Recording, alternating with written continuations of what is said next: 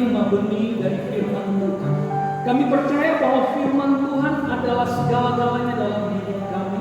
Firman Tuhan yang memberi kami penerangan, firman Tuhan yang membuat kami dapat melihat kuasa Tuhan itu bekerja dalam hidup kami. Firman Tuhan yang sanggup menyembuhkan kami, firman Tuhan yang sanggup memulihkan kami. Oleh karena itu Tuhan Yesus, sore hari ini Tuhan, kami yang sudah datang, yang sudah duduk, yang sudah memuji dan menyembah Tuhan, siaplah semua kami untuk mendengar firman Allah. Kami percaya pengurapan dari Roh Kudus ada atas hidup kami. Oleh karena itu Tuhan, segala bentuk-bentuk kuasa jahat, kuasa kegelapan yang coba-coba mengganggu jalannya pemberitaan firman Allah, kami usir tolak di dalam nama Yesus. Kami tidak izinkan dia berada di tempat ini, tetapi kami bebaskan Roh Allah ada di tempat ini, menguasai seluruh hati, pikiran, dan perasaan kami. Terima kasih banyak Tuhan buat anugerah, buat kesempatan, buat waktu yang Tuhan berikan dalam hidup kami. Kami mau dengar firman Tuhan di dalam nama Tuhan Yesus Kristus. Haleluya. Semua yang percaya mari sama-sama katakan amin. Amin. Puji Tuhan. Silakan duduk. Shalom. Shalom. Apa kabar? Puji Tuhan. Saya salut sama tim musik sore hari ini. Saya boleh merasakan betapa mereka adalah orang-orang yang sangat mengasihi Tuhan, orang-orang yang sangat cinta dan peduli akan pelayanan.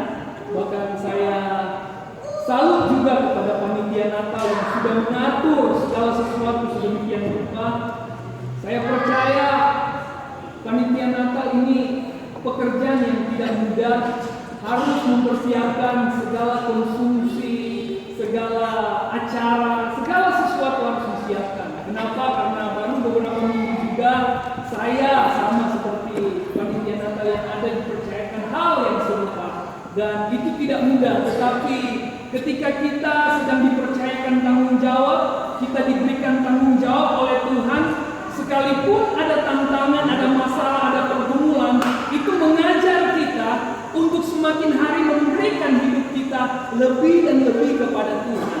Seperti sumbu yang sedang dipotong, supaya tatkala Allah percikan api itu, sumbu itu menyala dan menjadi terang buat orang sekitar. Amin. Puji Tuhan, saya percaya semua rindu dengan firman Tuhan. Amin. Haleluya. Mari kita buka, tidak usah berlambatan. Terima kasih buat kali yang kedua, kesempatan yang kedua saya bisa berdiri di hadapan saudara di acara perayaan Natal Verti tahun 2018. Mari langsung saja, saya tidak usah perkenalkan nama sebab saya tahu kita semua sudah saling mengenal satu dengan yang lain. Kita langsung buka ayat emas kita atau ayat pokok kita hari ini. Tema Natal yang diusung oleh panitia Natal Verti tahun 2018. Kalau tidak keberatan, boleh nggak saya undang kita bangkit berdiri, kita bisa baca dengan suara yang lumayan keras.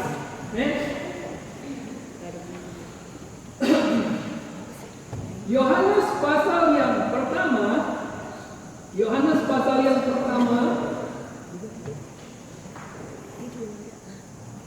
saudara sudah dapat? Yohanes pasal yang pertama ayat yang ke-9. Kita baca bersama-sama dalam hitungan yang ke-3. 2, 3. Terang yang sesungguhnya yang menerangi setiap orang sedang datang ke dalam dunia. Sekali lagi dengan suara yang bagus. 2, 3. Terang yang sesungguhnya yang menerangi setiap orang sedang datang di dalam dunia. Amin. Puji Tuhan, silakan duduk.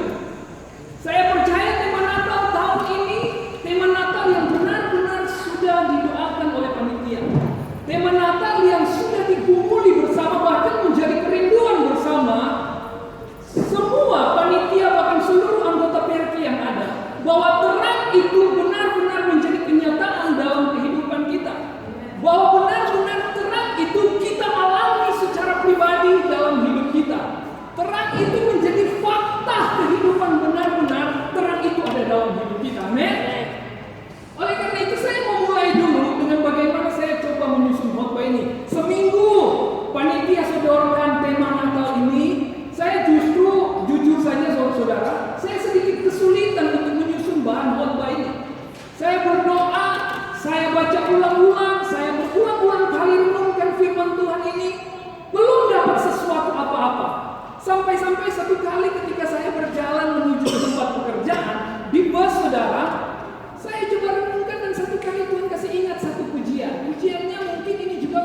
menjadi ayat hafalan dari orang-orang Kristen.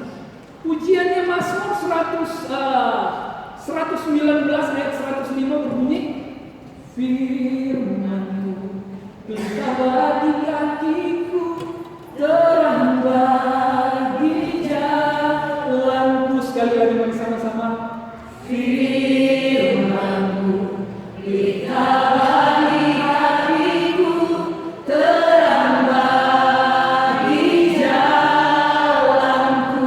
Amin. Jadi dari situ saya tahu ternyata siapa terang itu sesungguhnya. Firman Alkitab berkata bahwa firman itu pelita bagi kakiku dan terang bagi jalanku. Ternyata jauh-jauh hari Tuhan sudah kasih tahu sama Daud bahwa firman itu adalah pelita, bahwa firman itu adalah terang. Jauh-jauh sebelumnya Tuhan sudah berkata kepada Daud. Dan Daud tulis ini bukan sekedar Daud dapat penyataan dan wahyu ilahi semata. Daud tulis ini bukan sekedar dia dapat pewahyuan semata, tetapi benar-benar Raja Daud tulis ini karena dia mengalami terang itu, firman itu menjadi terang dalam kehidupannya. Bukan berarti Raja Daud sebagai raja dia nggak pernah melewati hal-hal yang sulit. Dia tidak pernah melewati yang namanya krisis ekonomi dalam kehidupannya.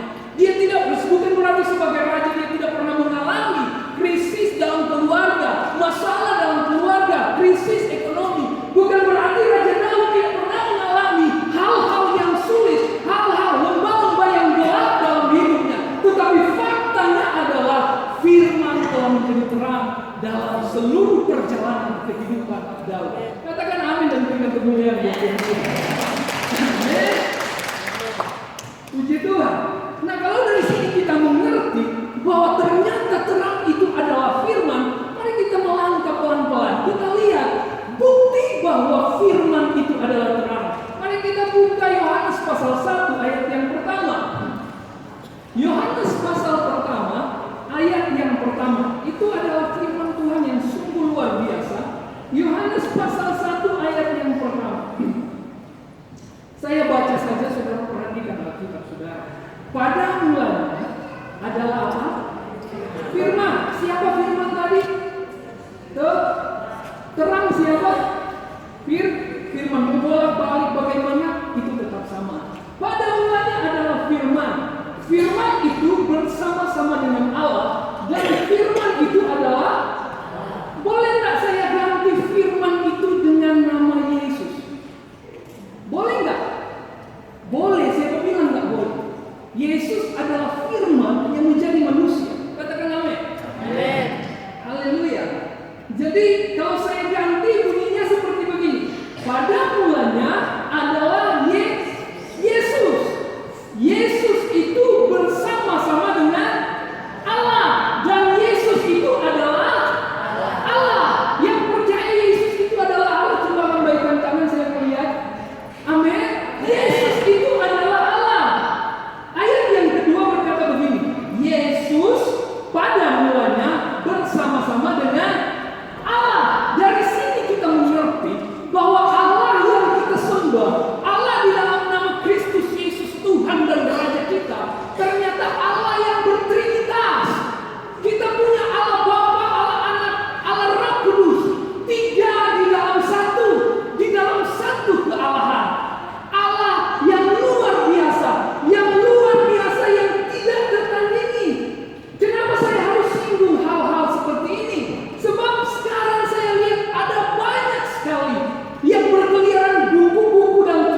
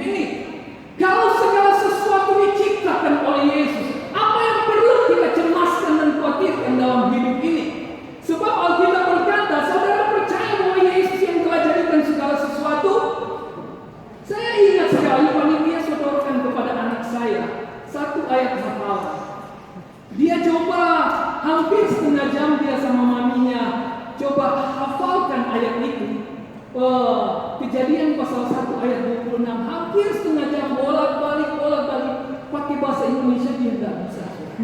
Dia bilang jujur dia nggak bisa. Biar dia udah putar dia nggak bisa karena dia nggak mengerti. Sampai saya bilang coba hubungin aja panitia Natal, mungkin kali bisa pakai bahasa Inggris. Sudah, akhirnya maminya kan cuman sedikit 5 menit kali dia udah bisa tangkap dan dia bisa hafal. Nah, saya baca ayat itu yang dia hafalkan karena saya tertarik untuk baca itu. Lihat ayat Kejadian pasal 1 ayat 26. Firman Allah bilang begini. Baiklah kita menjadikan manusia menurut gambar dan rupa kita, supaya mereka berkuasa atas ikan-ikan di laut dan burung-burung di udara dan atas ternak dan atas seluruh bumi dan atas segala binatang melata yang merayap di bumi. Kata kita lebih dari satu itu. Kata kita di situ itu lebih dari satu, saudara. Jadi kalau saya kasih contoh, saya, Bang David sama Alex, kalau saya ajak, ayo kita main bola, kira-kira yang cetus ide itu siapa? Saya Bang David sama Pak Alex. Kalau saya lupa, ayo kita sama-sama main bola. Yang cetus ide itu siapa? Saya. Dari ayat ini segala sesuatu dijadikan oleh dia, yaitu Yesus. Dari ayat ini kita jadi tahu bahwa Yesus yang telah jadikan segala sesuatu. Betapa mulianya ide yang Yesus cetus pada waktu itu. Dia bilang, ayo kita jadikan manusia itu menurut gambar dan rupa kita. Saudara senang punya Yesus yang ciptakan saya dan saudara, yang buat kita mulia sama seperti rupa dan gambar dia. Amin. Haleluya, puji Tuhan. Ayat 4. Dalam Yesus ada hidup, dan hidup itu adalah apa? Terang manusia. Dalam Yesus ada hidup, dan hidup itu adalah terang manusia. Enggak cukup manusia melakukan kebenaran tanpa terang, tanpa firman, tanpa Yesus di dalam hati saudara dan saya. Enggak cukup, saudara. Harus benar-benar kita alami dulu terang itu sampai kita tahu bahwa terang itu yang memberikan kita kuasa untuk menjadi terang buat banyak orang. Haleluya. Ayat selanjutnya cepat saja. Terang itu bercahaya di dalam kegelapan, dan kegelapan itu tidak menguasainya. Percaya saudara bahwa terang Kristus itu kegelapan tidak menguasainya. Kegelapan sama sekali tidak bisa menguasai terang Kristus. Sebab Alkitab berkata begini, Kejadian pasal 1 ayat 1, tadi ada anak-anak juga baca di sini. Mereka berkata apa? Pada mulanya apa? Allah menciptakan langit dan bumi. Percayakah saudara bahwa Allah kita Allah yang agung, yang bisa menciptakan Allah, yang bisa menciptakan langit dan bumi? Namanya siapa? Yesus. Bukan agung namanya, tetapi Yesus. Soalnya sekarang saudara banyak orang ganti nama. Kalau sudah di Eropa, sudah di Amerika, saya dengar ada yang namanya Slamet, udah nggak mau dipanggil Slamet lagi ketika di Eropa. Maunya dipanggil congratulations. Nah maksud saya Yesus yang menciptakan langit dan bumi.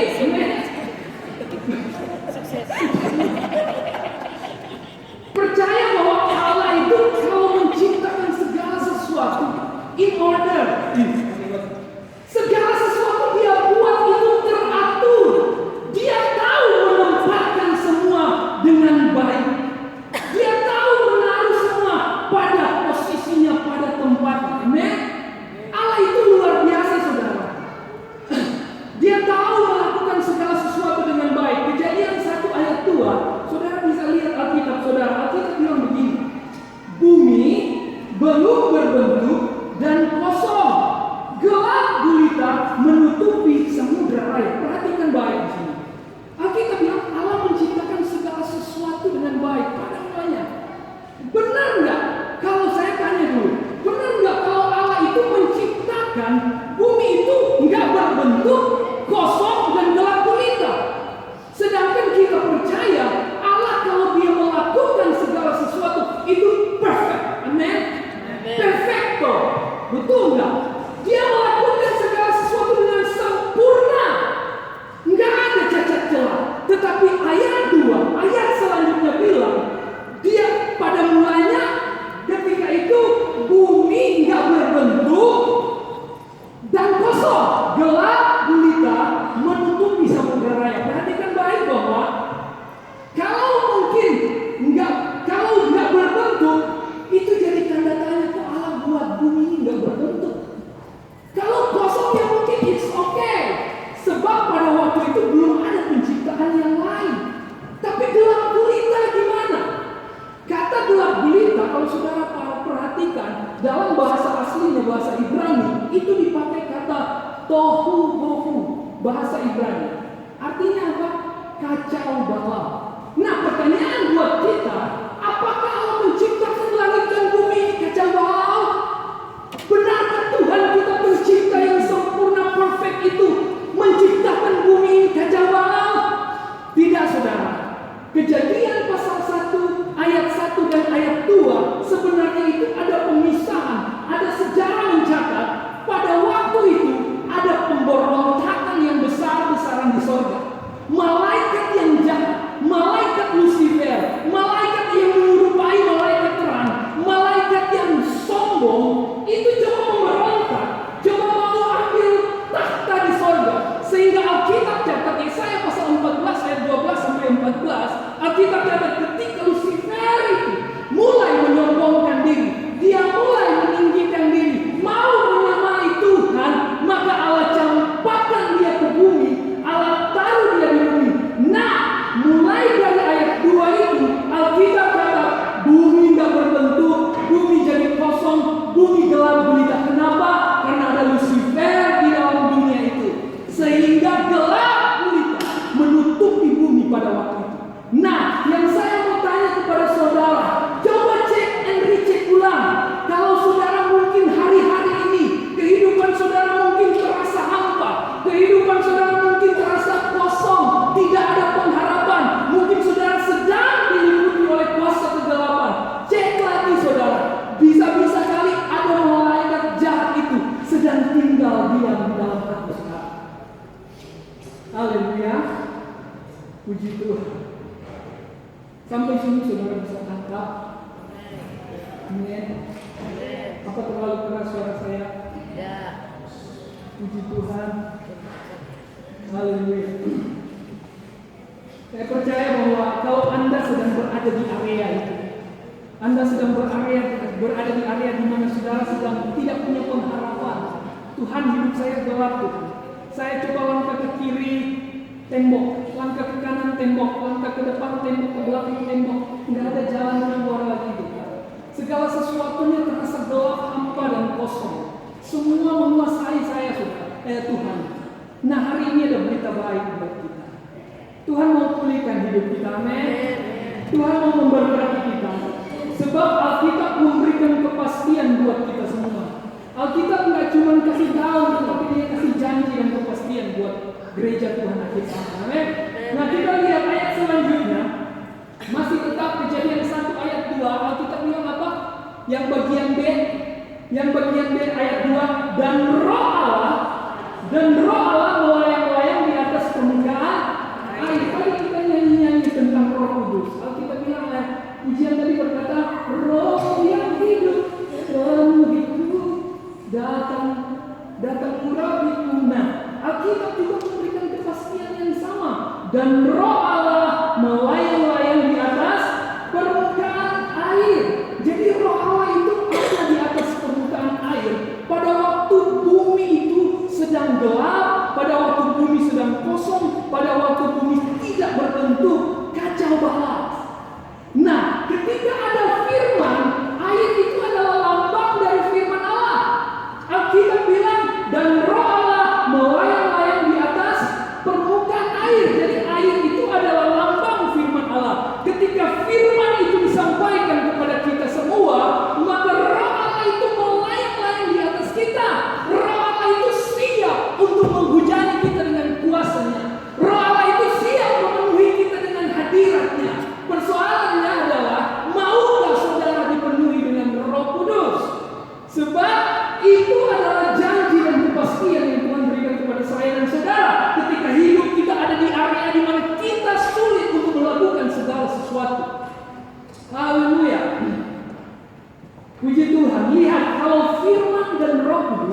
Alkitab bilang Roh Allah itu melayang-layang di atas permukaan air. Kalau firman dan Roh Kudus ada, apa yang Allah ciptakan pertama-tama? Minta tolong coba kalian baca. Yang pertama-tama Allah ciptakan, kalau saudara perhatikan dalam ayat yang ketiga adalah apa? Terang. Penciptaan Allah yang pertama adalah terang, saudara. Kalau firman dan Roh Kudus ada dalam hidup kita, maka yang Dia ciptakan dalam hidup kita yang pertama adalah terang. Berikan kemuliaan bagi Tuhan sendiri. Saya percaya Dia sedang ciptakan terang buat kita saudara. Amin. Dia sedang melakukan hal-hal yang baik buat kita. Amin. Haleluya. Buat apa kita punya semua yang ada di dalam dunia ini?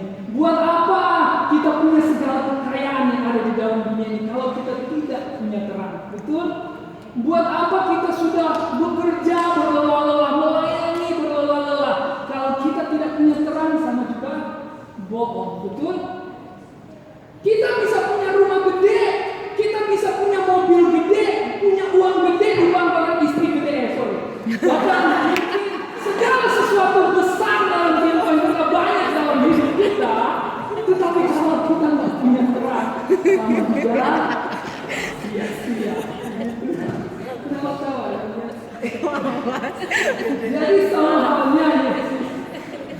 sama halnya Yesus pada waktu Dia datang ke bumi ini.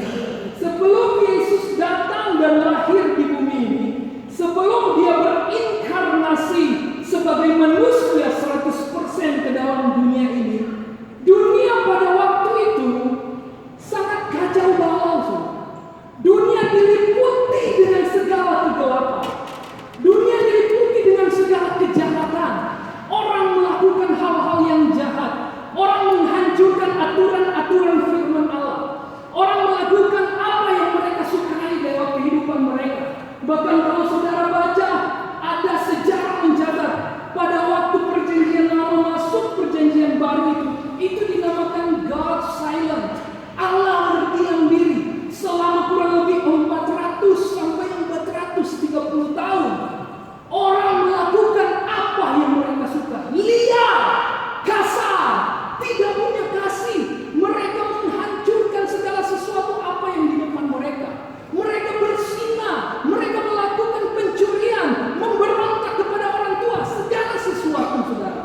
Sampai datang yang namanya Kristus itu sebagai terang. Amin. Kita tahu bahwa ada satu nubuatan yang selalu setiap perayaan Natal itu dibacakan. Yesaya pasal 9 ayat 5. Saudara bisa lihat di sana, nubuatan itu berbicara berbunyi begini. Sebab seorang anak telah lahir untuk kita, seorang putra telah diberikan untuk kita. Lambang pemerintahan ada di atas bahunya, dan namanya disebutkan orang Penasihat Ajaib, Allah yang perkasa, Bapa yang kekal, Raja Damai. Alkitab bilang bahwa sebab seorang anak telah lahir untuk kita. Kalau ada sebab, berarti ada akibat, betul? Akibat kenapa Yesus harus lahir ke bumi ini. Akibat kenapa Kristus harus datang berinkarnasi menjadi manusia 100% hanya untuk menebus dosa saya dan saudara. Akibatnya kenapa? Pasti ada sebab. Kalau saudara bisa baca ayat 1, Yesaya pasal 9 ayat 1, di situ jelas bahwa Yesaya pasal 9 ayat 1, mari kita buka cepat-cepat. Yesaya pasal 9 ayat 1, di situ bagus sekali Alkitab berkata begini, saudara. Pasal 9 ayat 1, saya baca dengan cepat saja. 9 ayat 1, Alkitab bilang begini. Bangsa yang berjalan di dalam kegelapan, bangsa yang berjalan di dalam kegelapan apa? Telah melihat terang yang besar. Mereka yang diam di negeri kekelaman, atasnya terang telah bersinar. Coba baca ulang ayat 1. Bangsa yang berjalan di dalam kegelapan telah melihat terang yang besar. Mereka yang diam di negeri kekelaman, atasnya terang telah bersinar. Haleluya. Jadi sebab kenapa